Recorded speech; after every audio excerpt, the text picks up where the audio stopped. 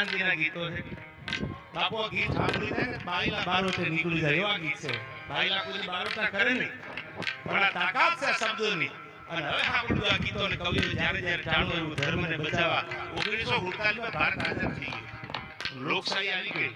અટાણે કોઈને ધીંગાણા કરવા કે બારોટે નીકળવાનો સમય છે ને જમાનામાં, પણ 1947 પહેલા જ્યારે સમય એક એવો હતો, ગામની ગાયું કોઈ વિધર્મી આવીને વાળી જાય, ધર્મના ધીંગાણા થતા, કોઈ આપણા ધર્મને ખંડિત કરવા માટે જ્યારે વિધર્મીઓના દળ કટક ઉતરતા ભારતમાં, વિક્રમભાઈ જેમ સોમનાથ ભગાડું એમ એક એક મંદિરને તોડવા માટે વિધર્મીઓ આવતા હતા. જ્યારે ભારત પાકિસ્તાનના ભાગલા નહોતા પડ્યા, સિંધ પ્રદેશમાંથી પણ ઘણા ધાડા ઉતરતા, જે તે સમયે વિધર્મીઓ આવતા, તેથી આ ધર્મને બચાવવા માટે જેને જેને હાથમાં સમસરું લઈ અને ધર્મને બચાવવા માટે યુદ્ધ કર્યા છે. ગામની ગાયું વાળી જાતા હોય બચાવવા યુદ્ધ કર્યા, કોઈ બેન દીકરીની આબરૂ જોખમમાં હોય એને બચાવવા માટે યુદ્ધ કર્યા. એના દાખલા દેવાના, એની વાતો લખાણી, એના ગીતો લખાણા. એમાંનું આ ગીત સપાખરું ગીત આપને ખાલી ઝાંખી કરાવવાની કેવા ગીતો હતા. ખમીરવંતી આ કલમો કવિઓની હાલી છે ત્યારે ત્યાગરાજ